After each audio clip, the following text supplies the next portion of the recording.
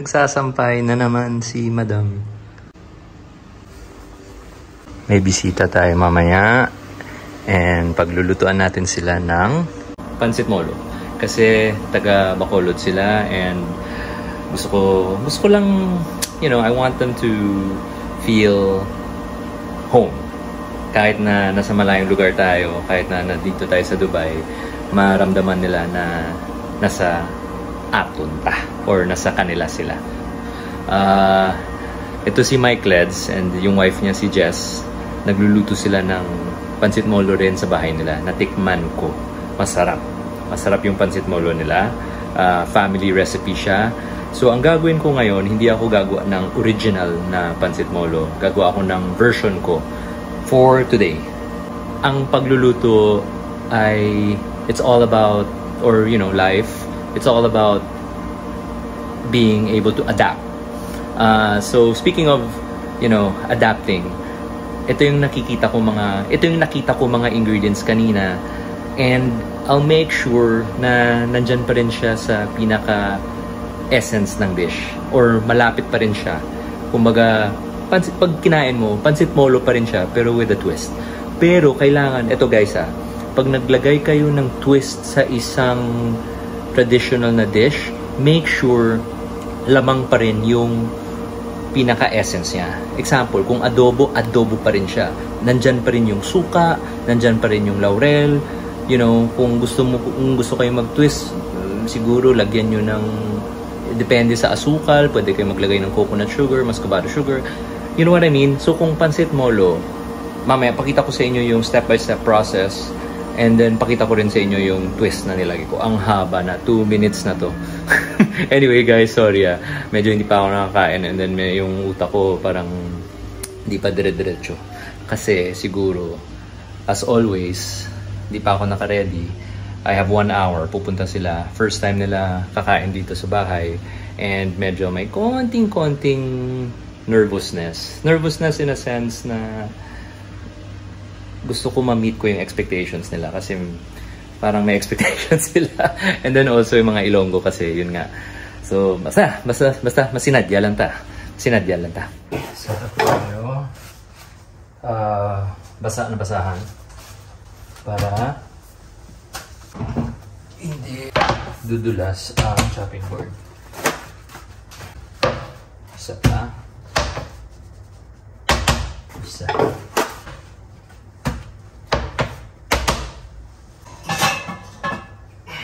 Malaking pot para sa ating Pansit Molo. Good for 8.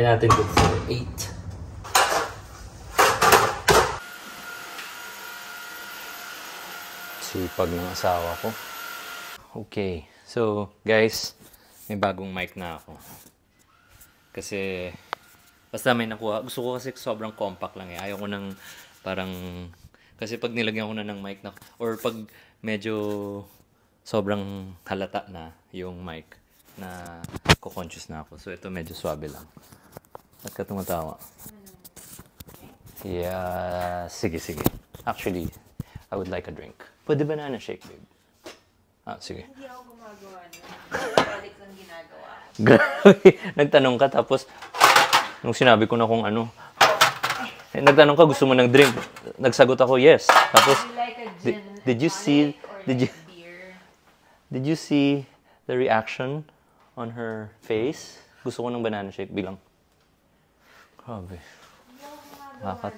Kakatakot naman. Sa sunod, pag nagtanong ka, siguro magsabi ka, would you like a drink? Here are the choices. Water, cold water, room temperature water. Ibigyan kita next time ng menu, ha? Banana shake wala sa menu.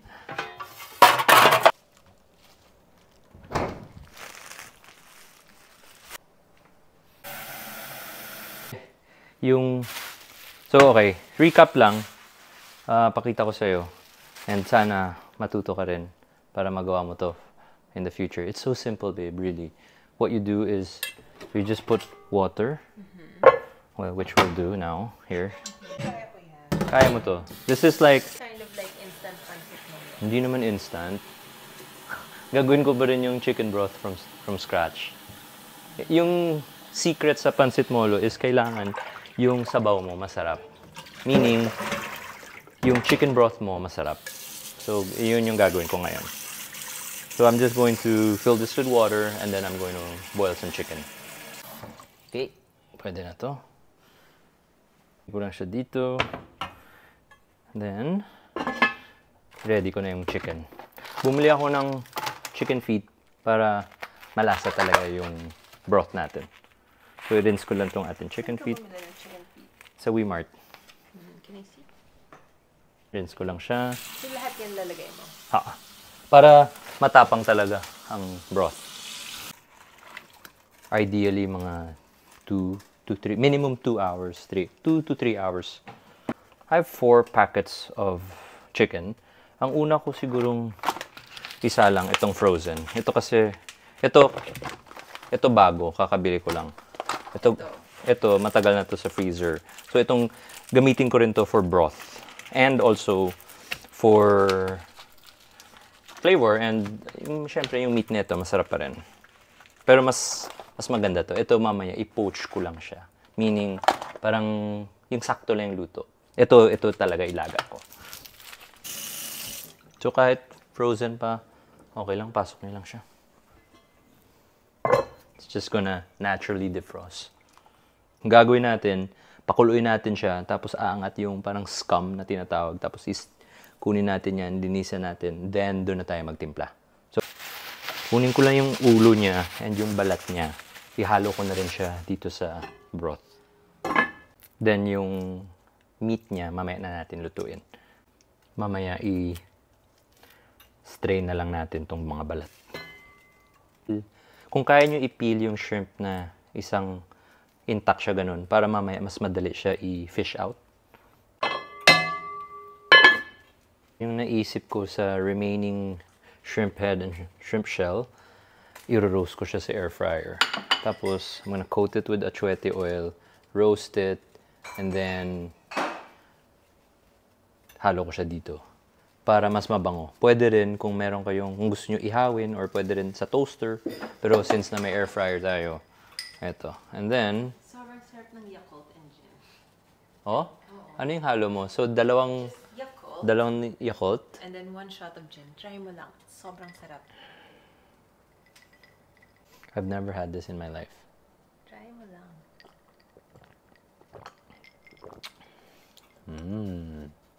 Wow.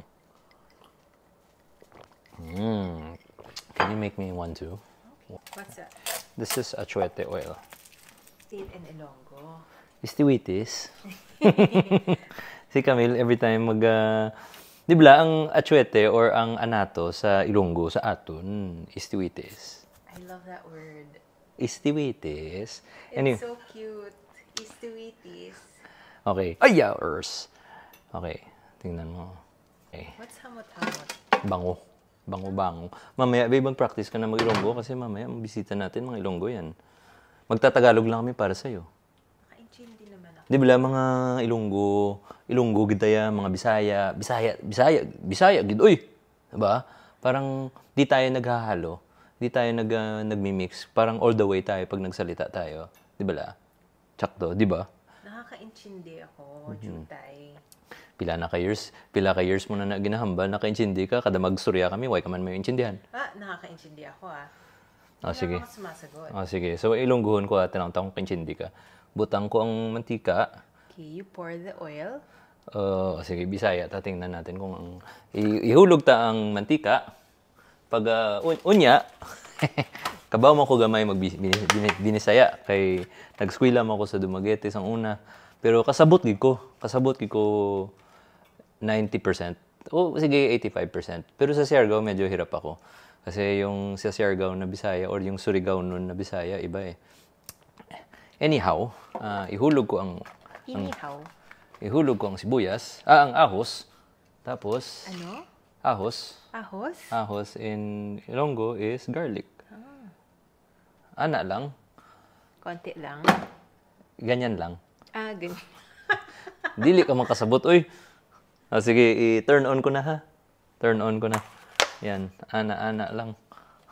May isang expression yung mga Cebuano na English lang. Wala sila direct, shoots. Hindi ko nasa dulo ng dila ko. Mamaya, babalik yan. Anyway, okay. Roast ko lang siya for, say, 15 minutes muna. Para lang pumula. Kanina, di ba, sabi ko sa inyo, aangat yung parang scum or yung puti-puti. Yan, kunin natin yan mamaya. Meron ako dito gizzard. So what do you need to put this? What do you mean? You need a container? Or you need a Parang ladle lang. scum bag? Parang hindi, A bag for the scum.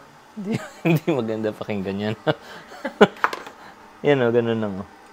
Hindi pa yata yan yung Kaya nga, full pero blown na scum. oo nga, nagtanong ka kasi, so nagdemo tuloy ako kasi nakakatakot yung tono mo sa kusina. Ay, Kasi pag nagtanong ka, parang, Steve, ganyan lang talaga ako. Parang- Akala mo mataray ako, especially if you look at my eyes. Pero you know naman, I'm not. you're not? Well, yeah, you are one of the sweetest. Only when I intend to be. Yeah. Teka lang, babe, medyo hindi ako, I gotta shake it off. Medyo hindi ako fluid sa aking motions. Teka lang, buwelo muna ako and then siguro dun na. Yun nga, like before, diba, sabi ko, may ibang kusinero na kaya nila magluto and magsalita at the same time. May ibang kusinero na kaya lang nila magsalita at hindi naman sila, merong ibang kusinero na tahimik lang tapos luto. Yun. So ngayon, nasa tahimik mode ako kasi kailangan ko mag-concentrate. So, mamaya. Parang medyo madaldal ka naman. I'm trying. And so bear with me, guys. Pero mamaya, I promise, fluid na to mamaya. I think kailangan ko lang, Maybe you need a shower. yeah, and I need some more of that drink.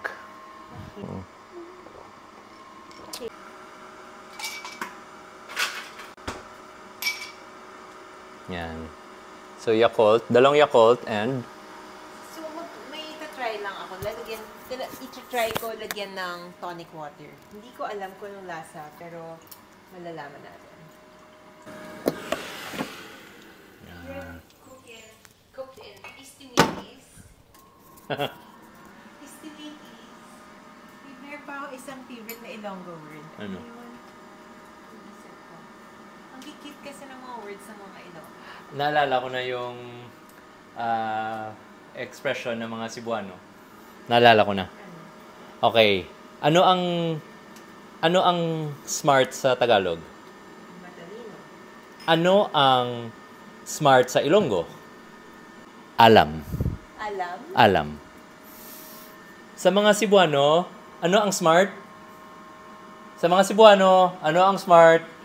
Ano? Bright. Totoo? Promise. Wait, that's a Bisaya word? Hindi, it's a Cebuano word.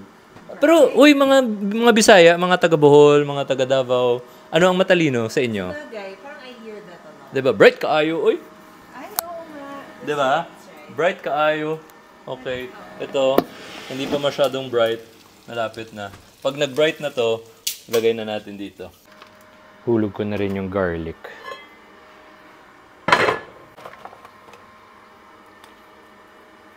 Then, I'd say minimum 1 hour. Low fire. And then, wag nyo i-sira completely yung lid. Buksan nyo ng konti, ganyan. Para makareduce pa siya. Kasi pag nag-reduce mo pa ang sabaw, mas potent siya or mas matapang yung lasa. Pero kung hindi mo naman siyang is takpan, mauubos siya ng mabilis, di ba? Kaya yun yung sinasabi ko na ganyan lang. Para yung evaporation niya dito lang sa gilid, hindi lahat. Kasi yun nga sabi natin, low and slow. So nasa kahit nga 4 eh. 5 pwede na. Wag, kumbaga mid lang muna.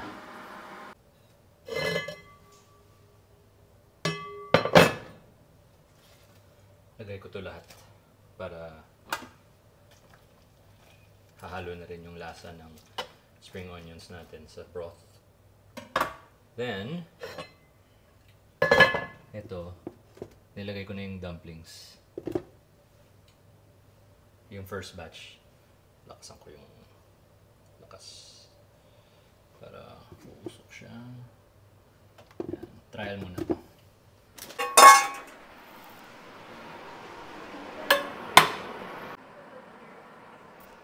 What? Anytime soon? Ready ka na? Ako, hindi pa masyado. Maligo na ako. Teka lang. I'm just gonna preheat my oil. Kasi, ang gagawin ko, baby shrimp. Defrost na. Lagyan ko siya ng breading. Or ng parang flavored flour. Kung wala kayong neto, pwede naman cornstarch, garlic powder, onion powder, chicken powder, white pepper, and then piprituhin natin siya. Ha? Baby powder. Ay, may corny. Corny. Tara, ligo na tayo.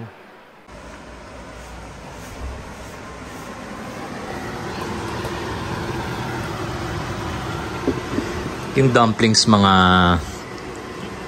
25 to 30 minutes yan. Depende sa apoy or sa lakas ng steam.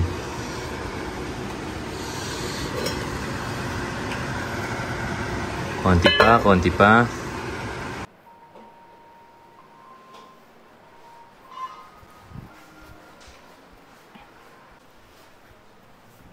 Hello! Sulod ka mo sa amon, balay-balay. Mayong gabi. Mayong gabi. Cut your hair? Ay, di Ari na, atong bisita. Ano imnon mo? Gin. Nice. Gin lang? Gin bulag. Gin bulag. Amo na si Jess and si Mike Leds, ang ato na mga bisita na from the City of Smiles or Silay City, to be exact. Ikaw, hindi ka gidya kayong chindi ilunggoy, ha? Wala ka gidya man yung chindihan. Sweeties. Cute. Favorite. So, eto, Camille. Yan, yung init. Dumpling, pwede na. Ito, nagsisimmer na.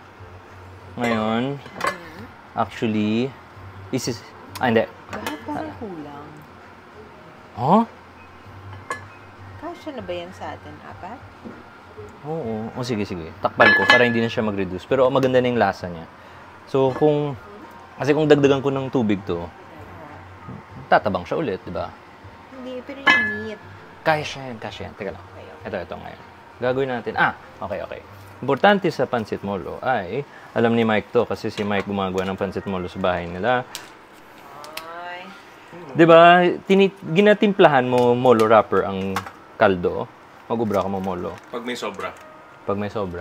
Kaya lasa ng broth, pancit molo talaga. Kasi parang it acts as a flavoring agent na rin. And pinapalapot niya ang broth. Thicken yan. Pwede magtanong. Gusto ko lang kasi marami pa rin talagang pumupunta. Mas marami actually sa dito meron din sa Kuya. Pero sa Sasa, may pumupunta pa rin. Nag-order ng pancit molo at naghahanap ng pancit.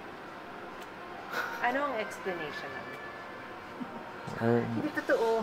Meron recently. Sabi, bakit wala daw pancit yung molo? Ito yung pancit niyo. Yun na nga. Sa nagtanong, ito yung pancit. Kasi pancit molo. So, hindi siya literal, guys. Molo wrapper siya. Molo wrapper. So, ito na yung starch, kumbaga. Ito yung, Hindi lang siya shape ng pancit. Yeah. hindi lang. Pwede pahabain mo, dugtong mo. Okay. Hindi, pero yeah, I guess hindi siya literal, guys. Parang, it's derived from mga taga-Iloilo. Hindi ito authentic, ha? Kasi, kuno nyo naman ko sa comments. Mga taga-Silay, hindi ni authentic. Marami kasing version din yung pancit molo eh. So, just like any other delicacy. Oo. Adobo. Tapos, mamaya ko na to. Finishing touches na to. Sige. Lakasan ko ng konti. So, habang Ito, gano'ng matagal pa? 30 minutes. Sige. Pero habang naghihintay kayo, mag-appetizer muna tayo. Okay? Ano yung appetizer? Eto. Nakakatakot yung camera woman, no? Siya yun. Tatanong lang. Oo. Siya yung camera woman. Siya rin yung guest. Siya rin yung customer. Tapos, gutom na customer. Do parang Hindi. nagaluto ka, doon yung natutukan ka pusil. Labas tayo ng mani. Masarap yung mani. Sige. Sige, para habang may... So, okay guys. Itong gagawin ko. Mabilis lang. Para makita nyo lang yung process. Wait, ano yung pack na yan? Okay. Or kung may fried chicken, mix kayo dyan. Yun, naka-strain lang. Then, ito. Gawin ko. Takasan ko pa konti yung... Ito ba yung parang gusto, yung parang sa Japanese? Oo. Meaning, hindi pa siya ganun kainit. So, lakasan ko siya.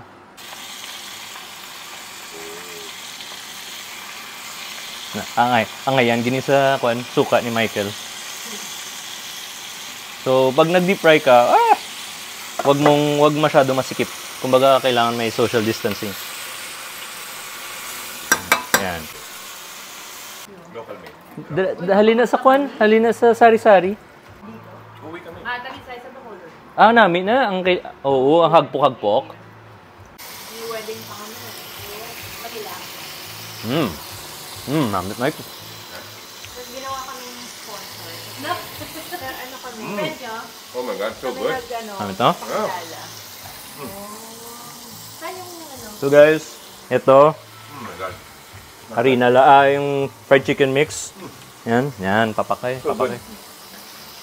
Namit.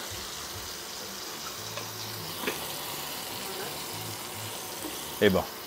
Ito, pag sinabi niya masarap talaga kasi Oo, si Jess Pislian Pislian. medyo pihikan sa pagkain. Oo.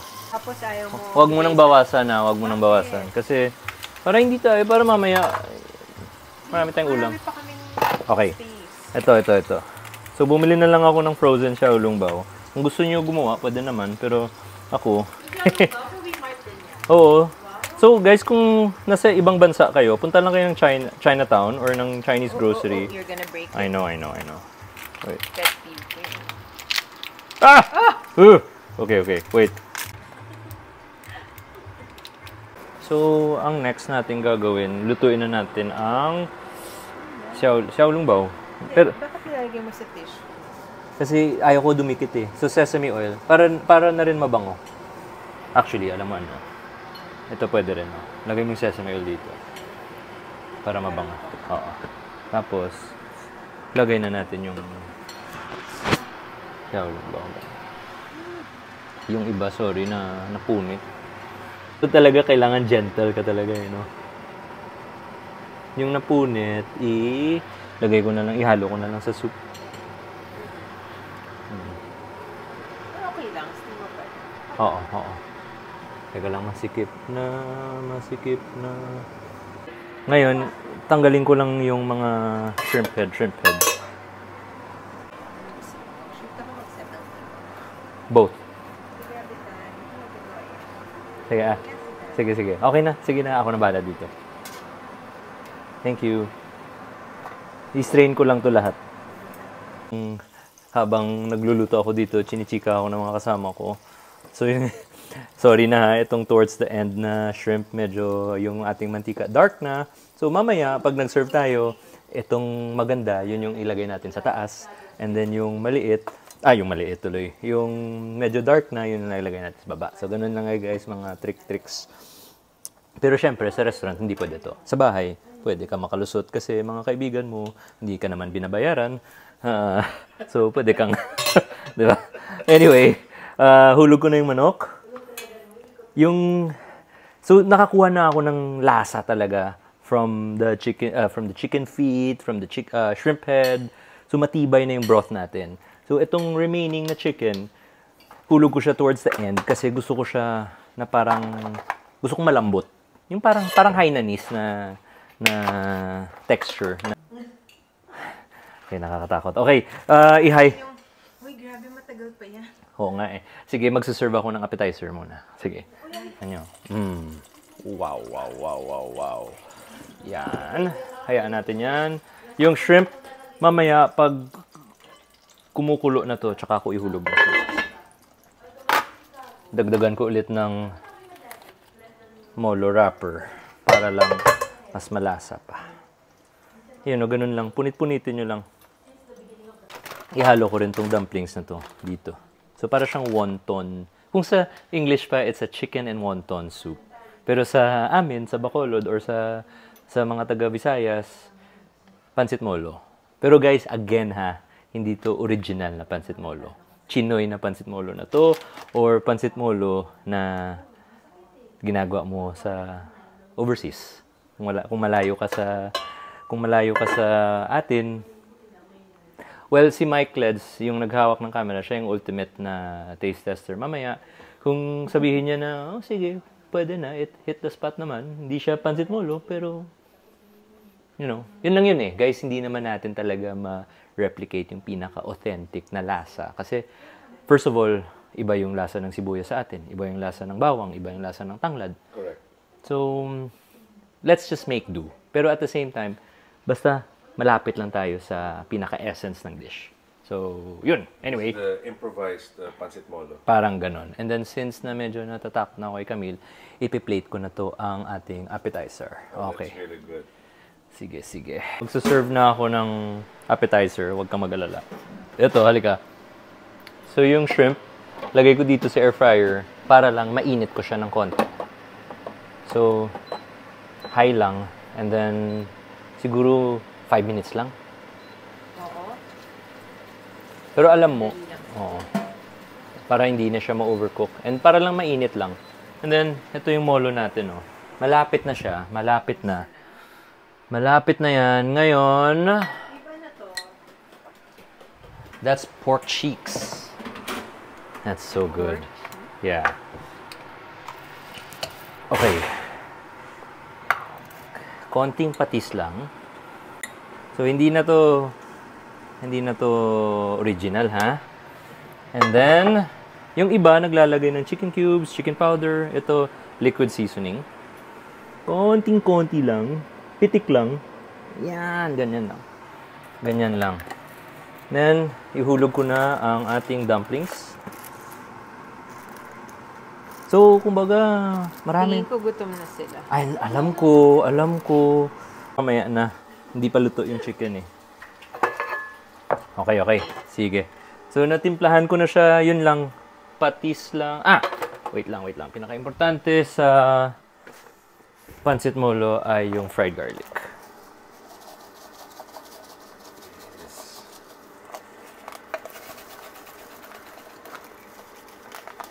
And, lagyan ko ng konting istiwitis. Yan. Mukha na siyang pancit molo, di ba? Yes. Oo. Chinoy pancit molo. Kasi originally, this is a Chinese influence. Pero tingnan mo, yung manok hindi pa ready. Malamang. Sabi ko nga sa'yo, matagal yan eh. Ikaw na lang kayo magluto dito. Natin. Kung papa sa taga Silay. Pero i-adjust pa natin yan, ha?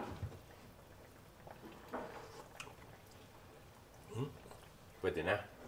Kulang pa, Asin no? lang. Asin lang, no? Yeah. Sige. Andyan na yung shrimp flavor. Sige. Lagyan pa kita ng ice. Ihulog ko pa to. Oh, yan. Wow. Actually, ihulog ko na. That's on Mike Ariwo.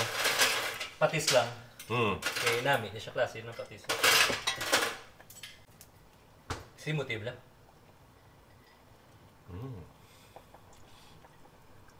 Smells familiar. Ang doon sa side. Eh, hindi ko tsara. Luto na naman wala. Wala mo sinabi Luto na ba yung chicken? I think so. Hindi, kain muna kayo ng appetizer. Timing lang yan after neto. Luto na lahat. Okay na. Okay na? Yes. Sige. Yeah. Fried garlic. Sugangan ta. Yeah. Pero, ako na mabutang, Mike. Kaon ako muna eh. Okay na kuya. Okay pa ko. Hindi, okay na. Eat together. Yeah, I will. Just, I'll follow. Tapusin ko lang to. Go. There you go. Tapos, yung... Gusto mo ba ng spring onions? Yes. Sige.